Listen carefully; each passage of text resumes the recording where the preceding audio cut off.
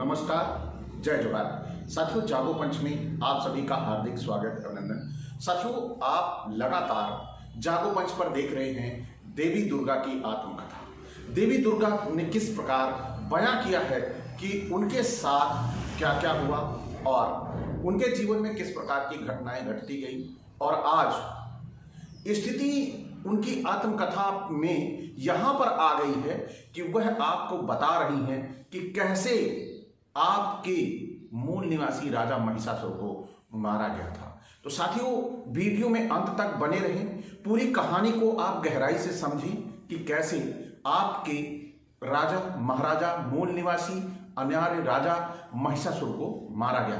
तो साथियों, चलते हैं पुस्तक की ओर।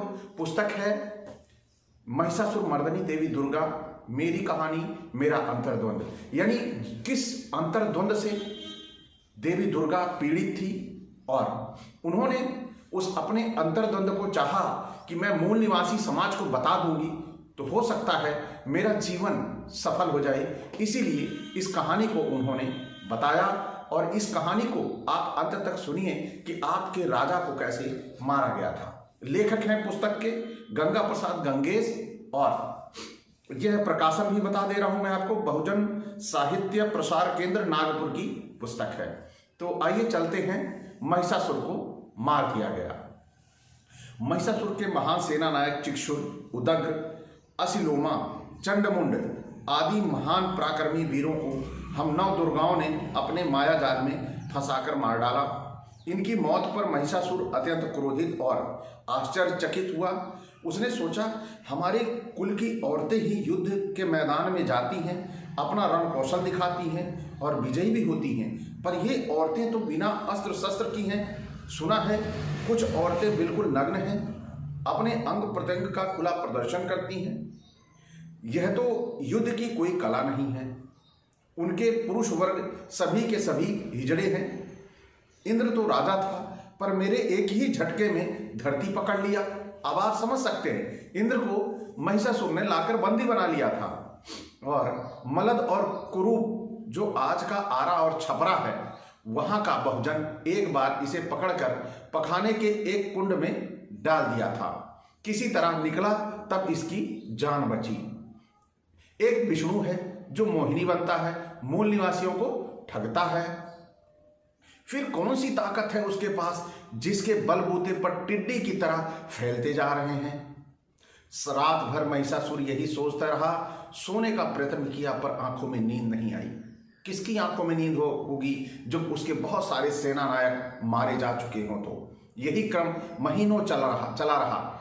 ठीक 3 महीने बाद प्रातः 4 बजे उसे मधुर संगीत सुनाई पड़ा। ऐसी संगीत उसने कभी नहीं सुनी थी। वह घबराकर उठ गया, इधर उधर देखा, पर कहीं भी उसे स्वर का संकेत नहीं मिला।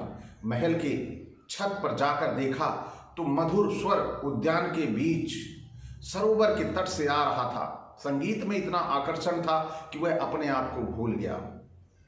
महल से उतरकर अकेले चल पड़ा उस सरोवर की ओर। देखा, श्वेत वस्त्र पहनी एक युवती संगीत स्वर में खोई बेसुध है, बिल्कुल निडर, किसी के न आने की परवाह है और न किसी जाने की। महिषासुर एक टक लगाकर उस संगीतमयी सुंदरी को घंटों देखता रहा। संगीतमयी वाला अपनी आंख उठाकर देखा भी नहीं। महिषासुर के जीवन में पहला दिन था कि उसने ऐसी जीवंत मूर्तिमय बाला के अपलक देखता रहा और देख रहा था। कुछ क्षण बाद वह घुटने के बल बैठ गया। बाला की आंखें महिषासुर की आंखों से टकरा गई। संगीत रुक गया और बाला भागने का प्रयत्न करने लग गई। महिषासुर ने रास्ता रोककर रुकने का निवेदन किया। बाला रुक गई और धीरे से कहा, मुझे डर लगता है। यह छोटा सा उत्तर महिषासुर के रोम रोम में समा गया। उसने अपने बाहु पास में बांध लेना चाहा था, पर उसे हिम्मत नहीं हुई। वह कोई साधारण बाला नहीं थी, स्वयं ब्रह्मा की पुत्री सरस्वती थी, प्रकृति की अनमोल रचना थी।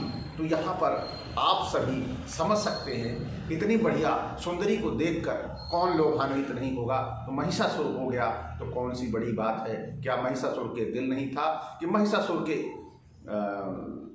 मनुष्य जो भले ही राक्षस था, क्या उसके अंदर प्रेम नहीं था? ये तो सभी के अंदर होता है। तो हमारे महिषासुर अगर लोभान्वित हो गए, ललायित हो गए, तो कौन सी बड़ी बात है, क्योंकि वो प्रतिमूर्ति ही ऐसी थी जिसकी प्रशंसा इतनी देर आपने सुनी, इस पुस्तक में लिखी हुई है। तो उस प्रशंसा को सुनने के बाद जब बातों में ही, इस लिखावट पे ही वो सुंदर कल्पना सामने आ जाती है, तो वास्तव में जब वो सामने होगी तो कैसी होगी? आइए चलते हैं इस प्रकृति के अनमोल उपहार की आगे बातचीत सुनते हैं। आप मुझे जाने दें, मेरी सहेली सामने वाले उपवन की शोभा देख रही है और मेरी प्रतीक्षा कर रही है। सरस्वती ने अपनी आंखें झुकाकर कहा, क्या आप मुझे भी उस उपवन तक साथ चलने की अनुमति नहीं देगी? महिषासुर ने निवेदन किया। क्यों? क्योंकि वह उसी का राज था, लेकिन साथ चलने के लिए महिषासुर स्वयं कह रहा था, उपवन महिषासुर का ही था, वो महिषासुर का ही साम्राज्य था। क्षमा करें महानुभाव, आपकी सुंदरता मेरी सहेलियों को लुभा लेगी, फिर मैं अकेली हो जाऊंगी। आंचल संभालते हुए सरस्वती ने कहा, ऐसा कभी नहीं होगा, आप मुझ पर भरोसा करें। महिषासुर ने मुस्कुराकर कहा। आगे आगे सरस्वती और पीछे महिषासुर। मात्र 50 कदम चलने पर महिषासुर ने देखा एक बाला लाल चुनर पहनकर नृत्य कर रही है। उसके पास ही मधु कलश लिए हुए दूसरी बाला उसे निहार रही है और मुस्कुरा भी रही है। ये महिषासुर को नहीं पता कि साक्षात मौत उसकी तरफ चली आई है, लेकिन इससे महिषासुर अनजान था। सरस्वती फूलों से लदे एक पेड़ के पास खड़ी हो गई, पर महिषासुर अपलक दृष्टि से उस नृत्य करती बाला को देखते हुए आगे बढ़ा। महिषासुर के देखते ही नृत्य करती हुई बाला के पांव रुक गए, आंखें झुक गईं। दूसरी बाला जो मधुकलश लिए थी वह नृत्यांगना के गले में बांह डालकर लिपट गई। सरस्वती ने आगे बढ़कर कहा, आखिर आपने मेरी सहेलियों को डरा ही दिया, तो दीजिए सजा जो आप उचित समझती हैं। महिषासुर ने कहा। सिर झुकाकर महिषासुर ने कहा। दोनों सहेलियां मुस्कुराकर आंखें झुका ली। सरस्वती की इन दो सहेलियों में से एक थी लक्ष्मी और दूसरी मैं देवी दुर्गा। महिषासुर के अनुरोध पर हम तीनों उनके ही साथ आतिथ्यशाला में पहुंच गईं। हम सबों का राजकीय सम्मान किया गया। विश्राम के पश्चात घड़ी देखा तो शाम के 4 बज चुके थे। अब शाम के 4 बज गए हैं और आतिथ्य में पहुंच चुकी हैं किसके? महिषासुर के। ऐसा अच्छा व्यक्ति जो उन्हें अपने साथ आतिथ्यशाला में ले जाता है और उनका सम्मान करता है, उसी व्यक्ति के साथ देखिए आने वाली 4 लाइनों के बाद उसी व्यक्ति की जो इनकी सेवा कर रहा है, इनका आतिथ्य कर रहा है, उसकी क्या दशा होने वाली है, आप आश्चर्यचकित हो जाएंगे। हम सभी 16 श्रृंगार कर अपने अपने आसन पर बैठ गए। यानी आतिथ्यशाला में पहुंचकर भी उन्होंने 16 श्रृंगार किया। क्यों किया 16 श्रृंगार? क्या जरूरत थी देवियों को 16 श्रृंगार करने की? यही सवाल आपके मन में कौन होना चाहिए, क्योंकि वो तो देवी थी और देवी के लिए श्रृंगार की क्या जरूरत है, वो तो स्वतः ही श्रृंगारित है। लेकिन यहां पर आप सोच रहे होंगे कि ये मैं ऐसा क्यों बोल रहा हूं। ऐसा आपके भी दिमाग में आना चाहिए कि देवी अगर हैं तो उन्हें श्रृंगार की जरूरत नहीं, स्वतः ही वो श्रृंगारित होनी चाहिए, उन्हें 16 श्रृंगार करने की जरूरत नहीं होनी चाहिए। फिर सरस्वती बीड़ा बजाने लगी।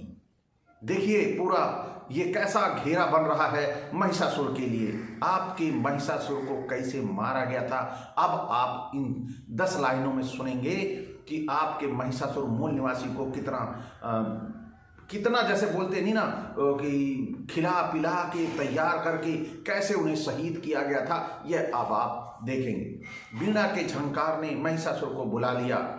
मेरे अनुरोध पर अंगरक्षकों को छुट्टी कर दी गई। यानी देवी दुर्गा कह रही हैं कि मेरे अनुरोध पर उन्होंने अनुरोध किया कि अंगरक्षकों की छुट्टी कर दो। महिषासुर ने छुट्टी कर दी। सभी दरवाजे बंद कर दिए गए। संगीत और नृत्य का समा बंध गया। मेरे पांव को जैसे जादू लग गया हो।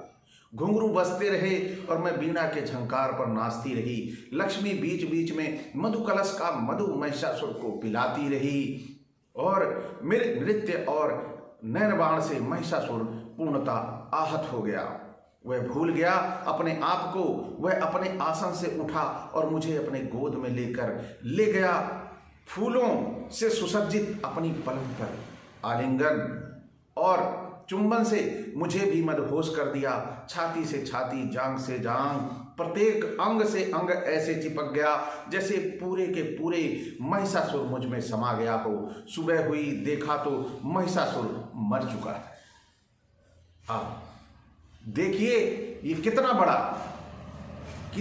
बड़ा जो आश्चर्य कर देने वाला और कितना बड़ा हृदय द्रवित कर देने वाला सीन आ गया कि रात भर वह उनके साथ बिताया और सुबह जब उठा देखा तो वह मर चुका था। लक्ष्मी ने विष्णु को सूचित किया। ब्रह्मा और विष्णु चुनिंदे सैनिकों के साथ आ गए। इंद्र को मुक्त कर दिया गया। विष्णु के आदेश से मरे हुए महिषासुर की गर्दन काटकर मुख्य द्वार पर लटका दिया गया। इंद्र ने महिषासुर के दुर्ग पर लहराता हुआ झंडा उतारकर अपनी विजय पताका लगा दी और हम सभी 9 दुर्गाएं अपने अपने स्थान पर चली गई। तो साथियों, आप सभी देख सकते हैं ये पुस्तक जो आपके सामने प्रस्तुत की गई। इस पुस्तक में आपके मूल निवासी राजा महिषासुर को कितने प्यार से निपटा दिया गया और आप बड़े हर्षोल्लास से, इसमें खुद देवी जी ने कहा है, खुद देवी ने कहा है कि महिषासुर मूल निवासी राजा थे और मूल निवासियों को किस प्रकार से इन्होंने मारा यह आपसे छिपा नहीं है। इन्होंने पिछले एपिसोडों में आप देख सकते हैं जब मूल निवासियों को मारा और इन्होंने खुद कहा कि जिन मूल निवासियों को मारा वही मूल निवासी मुझे माता कहते हैं, देवी दुर्गा कहते हैं और मेरी पूजा करते हैं, मुझे शर्म आती है। ये स्वयं उन्होंने कहा और ये बात आप स्वयं देखें। आज पूरा का पूरा अगर इतनी दशा के बाद भी, इस तरह घटनाएं हो जाने के बाद भी पूरा मूल निवासी समाज देवी दुर्गा को अपनी मां मानता है और पूजा आराधना करता है।